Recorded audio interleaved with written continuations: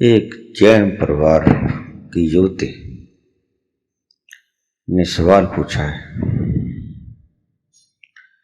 कि भगवान महावीर और उनका शिष्य कहीं जा रहे थे। रास्ते में एक छोटा सा पौधा दिखाई पड़ा तो उन्होंने पूछा, शिष्य ने, भगवान, इसकी आयु कितनी लंबी है? क्या ये पौधा फल तक पहुंच जाएगा? तो भगवान ने आंखें बंद की। 2 मिनट के बाद उन्होंने कहा कि हां, यह पौधा अपने फल तक पहुंच जाएगा। तो शिष्य ने उस पौधे को जड़ से उखाड़ दिया और दूर फेंक दिया।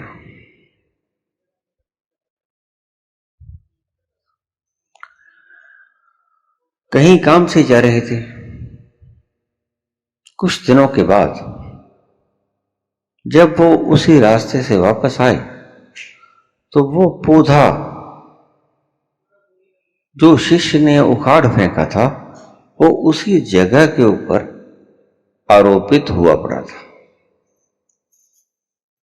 बाबा जी, क्या आप इस तरह की भविष्य की घटनाओं को देख सकते हैं?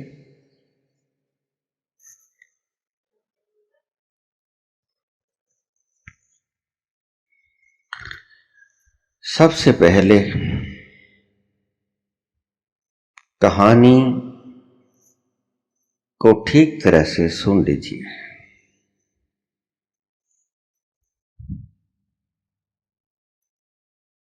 भगवान वर्धमान महावीर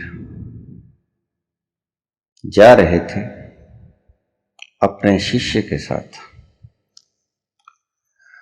जिनका नाम था मखली गौशाला। मखली गौशाला।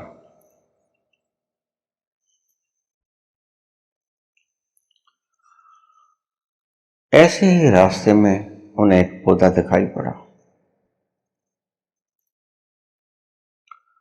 मखली गौशाल कहने को तो उनका शिष्य ही था,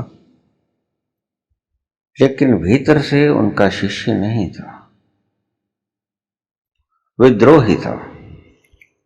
मौके की तलाश किया करता था कि कब मैं इस व्यक्ति को नीचा दिखा दूं। आपको शायद न पता हो, जैन धर्म के मर्मज्ञ विद्वान ये अवश्य जानते हैं कि मखली गौशाल 24वें तीर्थंकर के रूप में एक कैंडिडेट के रूप में भी खड़ा था। उसकी तरफ से भी 24वें तीर्थंकर की दावेदारी की गई थी, लेकिन चुने गए भगवान महावीर। तो सदा साथ तो वो रहता, लेकिन मन में वही कल्पना कि इसकी जगह मैंने होना था, ये सदा ही उनके मन में रहती, और इसलिए इस बात ने उनको एक विद्रोही शिष्य बना दिया। मौका ही तलाशते रहते थे हर वक्त। जा रहे थे तो ये प्रश्न पूछ लिया, कुछ भी पूछ लिया करते थे।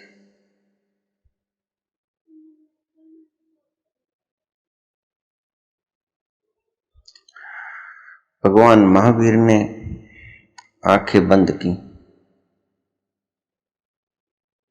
और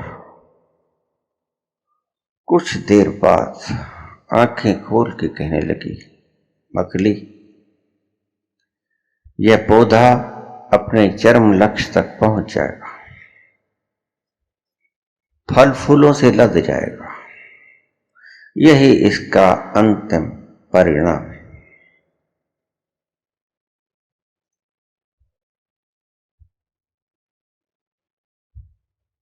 अब मखली तो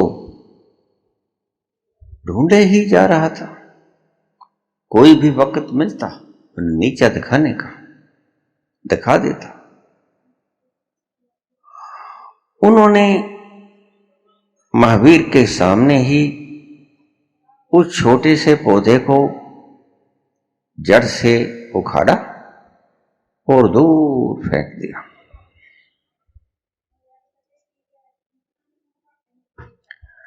भगवान कुछ नहीं बोले, शांति से उसके साथ अपने गंतव्य की ओर चलते रहे।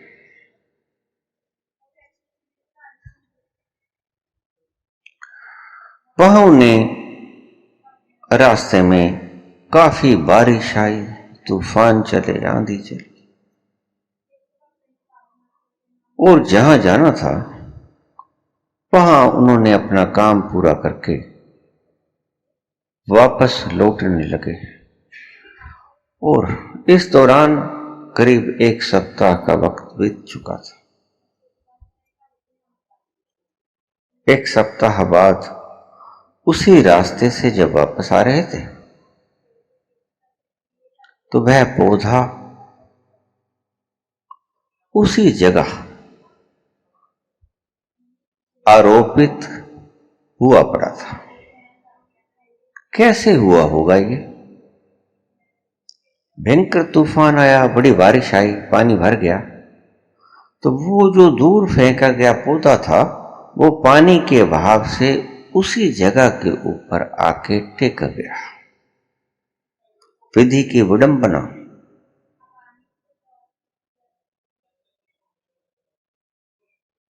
महावीर ने जो देखा वो सत्य देखा, और इसके देखने का एक तल हुआ करता है। किसी विशेष तल पे जाके भविष्य की घटनाएं पता चल जाती हैं, भविष्य की घटनाओं को देखा जा सकता है। लेकिन ये कला अद्भुत है। छोटी कलाओं में ये कला नहीं आती, बड़ी वृहत कलाओं में ये कला गिनी जाती है। ज्योतिष शास्त्र इसी को कहते हैं। हमने आज ज्योतिष के मापदंड बदल दिए। हम जंत्रियों में उलझ के रह गए। जाओ किसी ब्राह्मण के पास, पूछो कोई सवाल, फौरन से जंत्री खोल के बैठ जाएगा। उसे पता ही नहीं है कि पता चलना कहां से है। जिंदगी में कभी साधना तो की नहीं, उस तल तक तो पहुंचा नहीं, और बताने का साधन भी क्या है? बताने का साधन तो फिर वो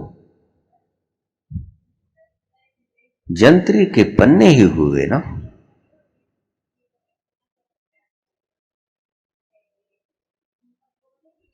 लेकिन जंत्री के पन्ने सिर्फ तुम्हें आकाशीय नवग्रहों की यथास्थिति को ही बता पाएंगे। ये ग्रह चंद्रमा, सूर्य, मंगल, बुध, बृहस्पति, शुक्र, शनि,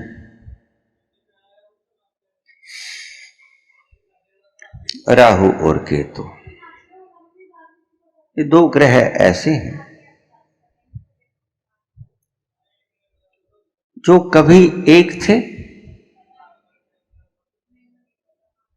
कहानी के अनुसार समुद्र मंथन के द्वारा जो अमृत निकला था वो छल से राहु ने पी लिया था, और विष्णु भगवान ने उसका सिर धड़ से अलग कर दिया था। कहानी है सिर्फ।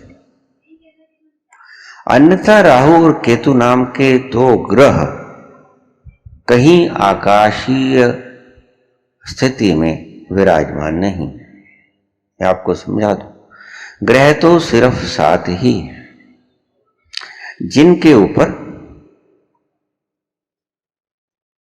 दिनों के नाम रखे गए। सोमवार, मंगलवार, रविवार, सूर्य के नाम पे रविवार, चंद्रमा के नाम पे सोमवार, ऐसे ही मंगल, बुध, बृहस्पति, शनि, ये सभी ग्रह हैं, वास्तव में ग्रह हैं। लेकिन राहु और केतु ये एक ही व्यक्ति का सिर धड़ से अलग हो गया और दो ग्रह बना दिए गए। इनको संज्ञा दे दी गई जैसे हमारे हिंदू शास्त्रों में परंपरा है। जो कहानी सुनाई गई है तो बकवास, कोई समुद्र मंथन नहीं हुआ। कौन था वहां, कौन मौजूद था, किसने देखा? कोई अमृत नहीं निकला। ये भी सब व्यर्थ की बकवास। इन कहानियों में कोई सच्चाई नहीं। लेकिन हमारे धर्मशास्त्र ऐसी ही गपोड़ कहानियों से भरे पड़े। मैं आपसे बता दूं कि ग्रह 7 ही होते हैं। अब जो नए खोज लिए गए हैं, आपने प्लेटो खोज लिया, नेपच्यून खोज लिया, यूरेनस खोज, और न जाने कितने ग्रह तो अनंत हैं। तारे तो आकाश में तुम गिन भी नहीं सकते। मैंने सुना है, एक प्रश्न पूछ लिया था राजा अकबर ने बीरबल से कि व्यक्ति के बाल कितने होते हैं, तो उसने कहा कि जितने आसमान में तारे, गिनो। ना तो तारे गिने जाएंगे, ना बाल गिने जाएंगे, गिनते रहो बैठे। एक भी इधर उधर हो गया तो मामला गड़बड़। सो ग्रह तो 7 ही होते हैं और उनके नाम पर हमने ये डेज, दिन मनाए। उनकी महत्ता है आकाशीय घटनाओं की पृथ्वी पर इफेक्ट पड़ते हैं, परिणाम, प्रभाव होते हैं।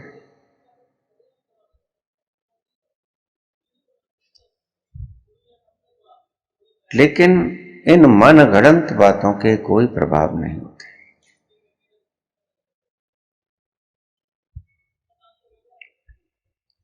सच में देखा जाए तो केतु की दशा और राहु की जो महादशा है, 18 वर्ष की राहु की महादशा, केतु की 7 वर्ष की महादशा, 25 वर्ष की महादशाएं कपोल कल्पित है। हमारे हिंदू ब्राह्मणों को तो बहुत अच्छी तरह से पता होगा कि मनुष्य की आयु 120 वर्ष गिनी गई है जंत्रियों के हिसाब से। वैसे मनुष्य की आयु 100 वर्ष गिनी गई है। लेकिन अगर इन 25 वर्षों की महादशा को निकाल दिया जाए तो मनुष्य की आयु सटीक 95 वर्ष बनती है। सो मनुष्य की आयु सही रूप में 95 के ही गिनी गई थी। अगर 95 से ऊपर कोई जिंदा रहता है तो वो एक्सेप्शनल केस है। 95 वर्ष कोई जी जाए तो मेरी दृष्टि में उसने सही जीवन जी लिया। खैर, मैं अब आपकी कहानी पे वापस आता हूं। बारिश हुई, बारिश के ऊपर ज्यादा बारिश हुई, उस पानी के ऊपर तैरकर पौधा वहीं पे आ गया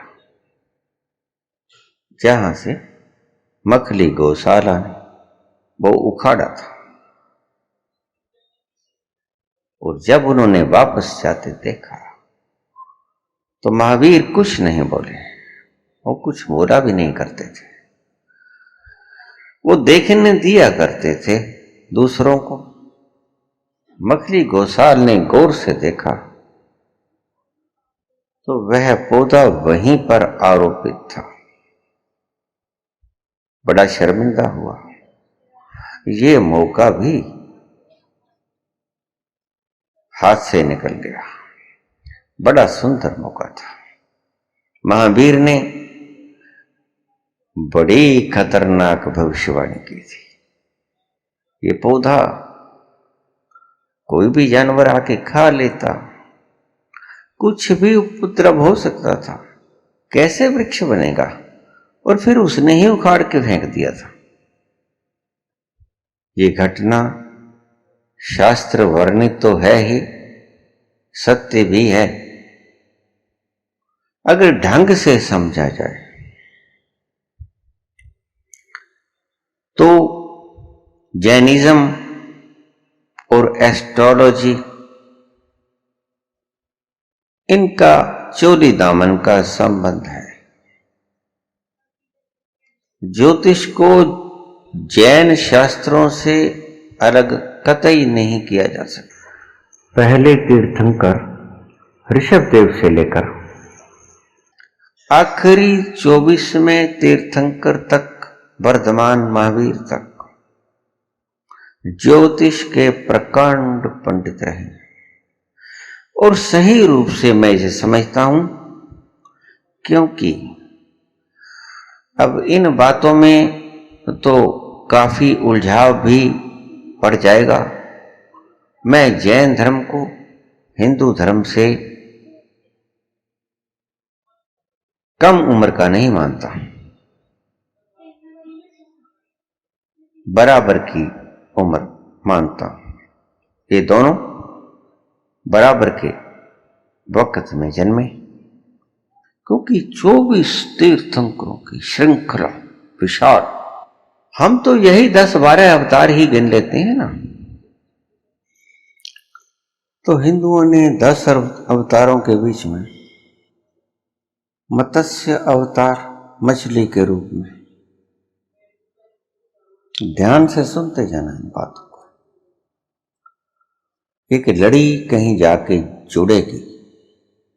कूर्म अवतार कछुआ, वराह अवतार सूअर का अवतार, नरसिंह अवतार आधा मनुष्य और आधा शेर पशु, वामन अवतार बौने ब्राह्मण के रूप में, परशुराम अवतार थे तो वे भी ब्राह्मण लेकिन बड़े योद्धा थे। श्री राम हम सभी जानते हैं, श्री राम अवतार, श्री कृष्ण अवतार। और फिर हिंदू सनातन धर्म ने बुद्ध को करुणा करके 9वां अवतार स्वीकार कर लिया। लेकिन महावीर को उन्होंने अवतार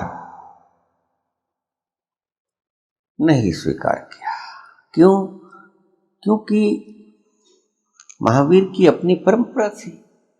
वो 24वें तीर्थंकर थे, उनको अवतार कैसे मान सकते हैं ये लोग?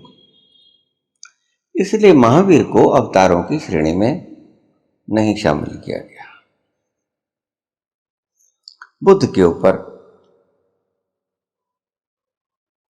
हिंदू धर्म कुछ मेहरबान हो गया, तो उसे अवतारों की श्रेणी में डाल दिया गया। लेकिन महावीर को तो इन्होंने अवतारों की श्रेणी में नहीं डाला। इन्होंने उन्हें अवतार नहीं माना और जैन शास्त्रों में कृष्ण को अवतार नहीं माना। जैनियों ने अपने ग्रंथों में इन्हें कृष्ण भगवान को 7वें नरक में डाल रखा है। इतनी हिंसा का जिम्मेवार व्यक्ति हम अवतार कैसे स्वीकार कर सकते हैं? इतने व्यक्ति मरवा दिए उसने। वो चाहता तो अर्जुन को प्रेरित न करता, लेकिन उसने अर्जुन को इतना प्रेरित किया कि उसे अपना गांडीव धनुष उठाना ही पड़ा और वध करना ही पड़ा। सो इस हिंसा का दायित्व जैन कृष्ण के ऊपर देते हैं और अभी तक उन्हें 7वें नरक में पटक रखा है। जैन धर्म में हिंसा का कोई स्थान नहीं, इसलिए जैनियों ने कृष्ण के साथ ऐसा व्यवहार किया। हिंदुओं ने महावीर के साथ ऐसा व्यवहार किया कि अपने अवतारों की श्रेणी में महावीर को गिना ही नहीं, बुद्ध को तो गिन लिया गया। और अभी जो आना बाकी है, दशम अवतार कल्कि अवतार, विष्णु ब्राह्मण के घर पे अब 10वां अवतार होगा। अब कलयुग में, इसे हम कलयुग कहते हैं हिंदू शास्त्रों के मुताबिक जो चल रहा है।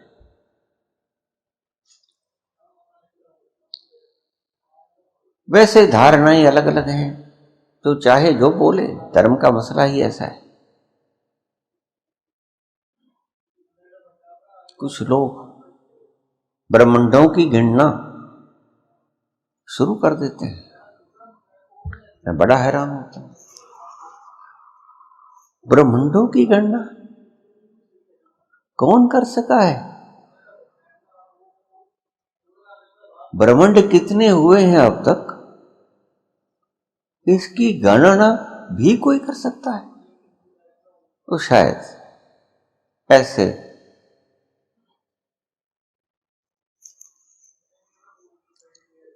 धर्मज्ञ जन्म ले चुके हैं जो बता देंगे आपको कि ब्रह्मांडों की कौन सा नंबर चल रहा है, और शायद ये भी बता दें कि कुल कितने ब्रह्मांड होंगे। तो उनके ज्ञान को मेरा कोटिशः नमस्कार। ब्रह्मांडों की गणना बड़ी अजीब सी बात है। अरे ब्रह्मांड की गणना नहीं हो सकती, ब्रह्मांड कितना बड़ा है,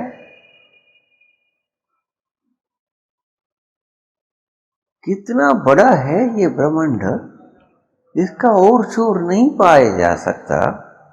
तो इसकी गणना कैसे करोगे कि कितने ब्रह्मांड हो चुके हैं? लेकिन हैं ऐसे महापुरुष हैं जो आपको बता देंगे। खैर, मैं मूल विषय पे आऊंगा।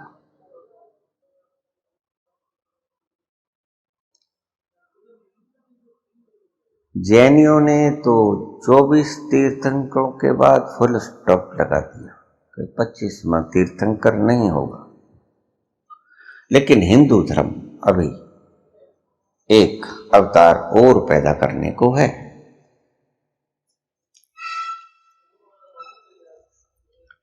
सो मैं कह रहा था कि जैन धर्म और ज्योतिष, भविष्यवाणी जिसे कहते थे, इनका चोली दामन का संबंध है। जितनी रिसर्च हिंदू भृगु संहिता के द्वारा फैला सके, शायद उससे भी ज्यादा जैन धर्मों ने इसकी महत्ता को पहचाना। जैन हो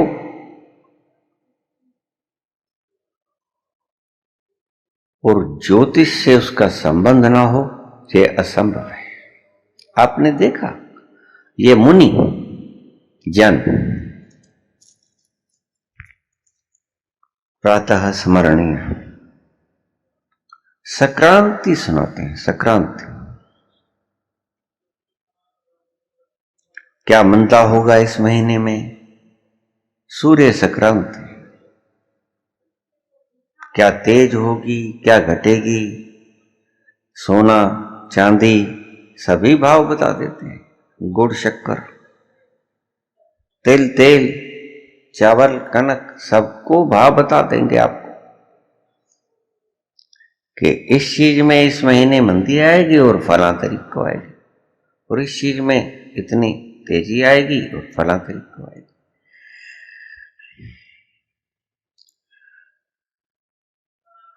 ऐसा भी आज है जैन में, लेकिन महावीर के वक्त ऐसा कुछ नहीं था।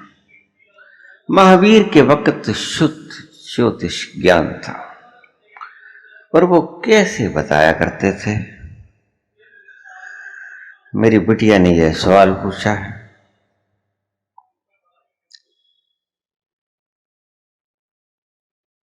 कैसे बताया करते थे? हमारे ही भीतर जाके ये सब पता चल जाता है। हमारे भीतर क्या नहीं है।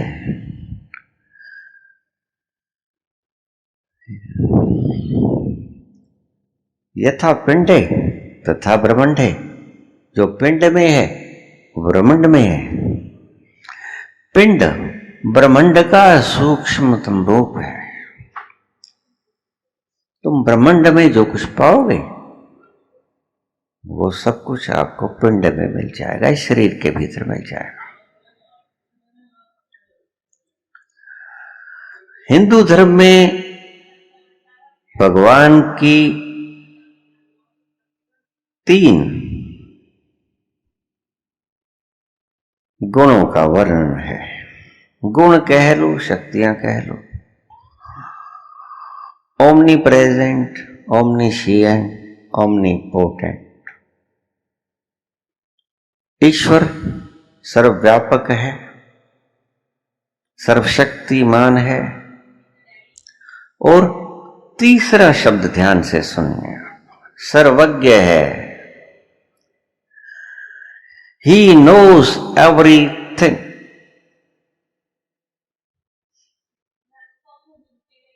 वह सब कुछ जानता है।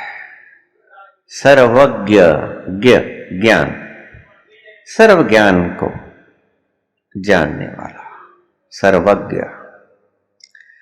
तो हिंदुओं ने ये 3 ईश्वर के लिए अलंकार बनाए, शक्तियां बनाई, या उनके गुण बनाए, कुछ भी समझ लो।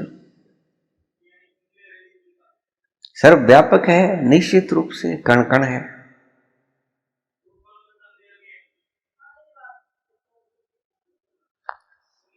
सर्वशक्तिमान है, निश्चित रूप से। जब वो ही है तो सारी शक्ति उसी की है। और सर्वज्ञ है, क्या होगा क्या हुआ, तीनों कालों की बातों को जानने वाला सर्वज्ञ है।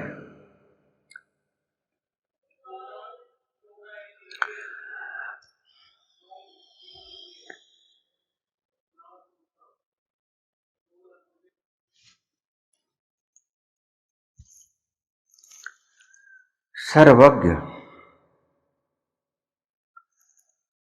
सर्वज्ञ ये जो ज्योतिष है ये सिर्फ हमारी जंत्रियों के विषय तक सहमत नहीं है। ज्योतिष भीतर का भी एक शास्त्र है, उसको साथ लेके चलना पड़ता है। जंत्रियां तो हमें स्टार्स की राशि, अंश, वक्री, मार्गी, उदय, अस्त, इन चीजों का सही सही ज्ञान दे देंगी, लेकिन उनके फल के अंदर सभी ज्योतिषियों ने अपने अपने फल बना रखे हैं। तो सभी ज्योतिषी उसी जंत्री में उन्हीं स्टार्स की पोजीशन को देखकर एक सा फल नहीं निकालते, बिल्कुल भिन्न तरह के फल भी निकाल देते हैं।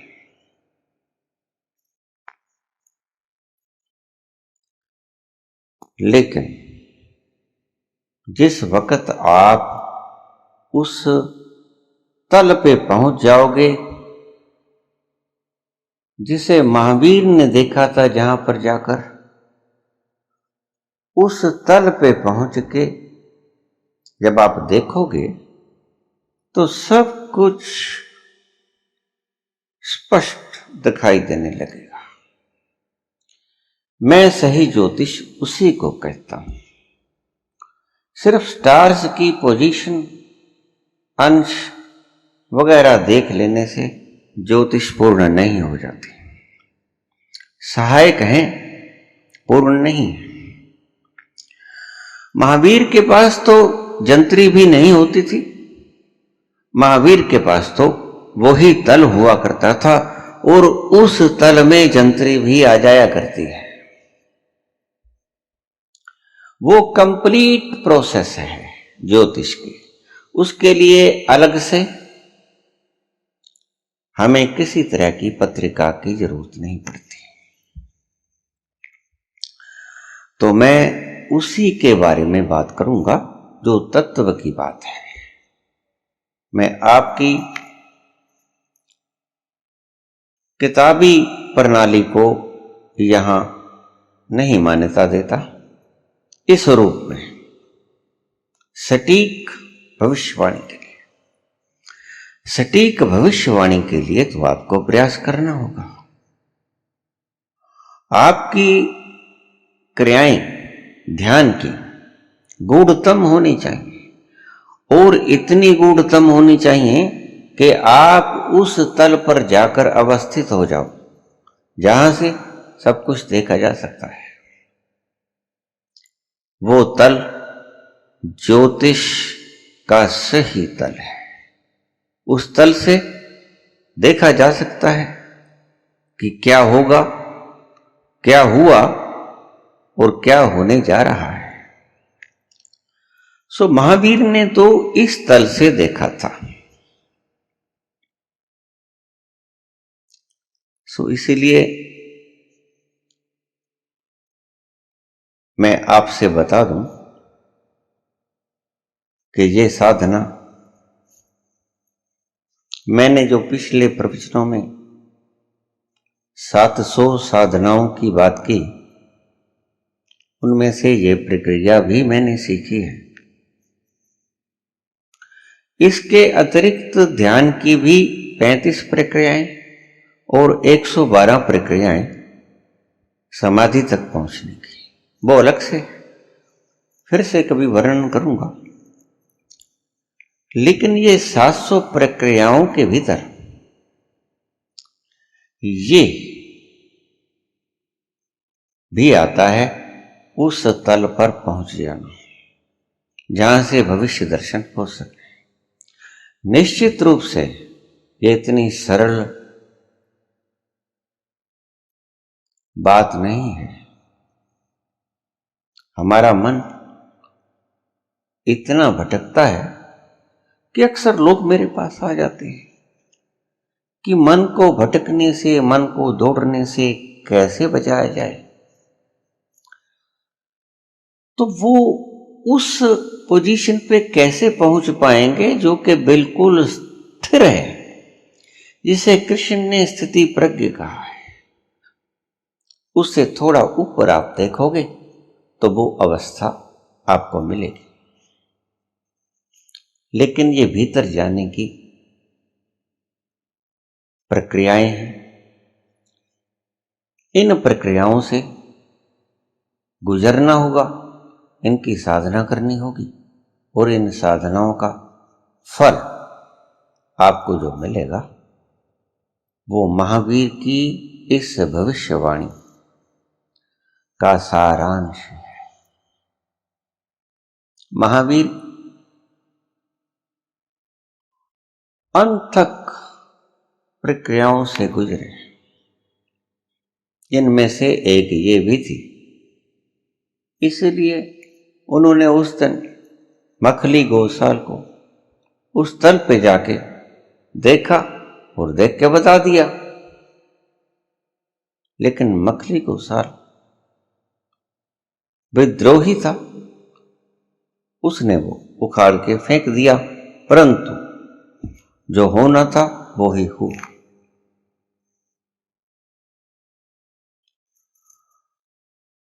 तो बिटिया ने पूछा है कि आप बता सकते हो?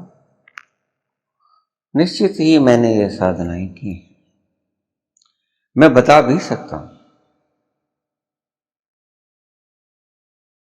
लेकिन एक बात को ध्यान में रखना,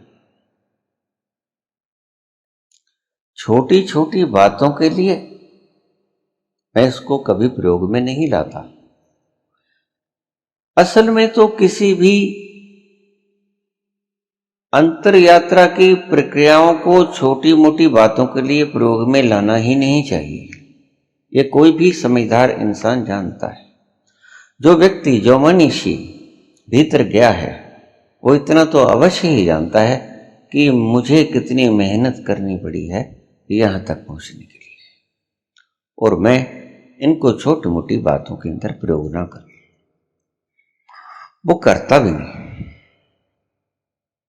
तो आपने ये सवाल पूछा है, जैसे महावीर ने उस पौधे का भविष्य बतला दिया था, क्या आप भी ऐसा कर सकते हैं? निश्चित ही कर सकता हूं, क्योंकि मैंने ये प्रक्रियाएं की।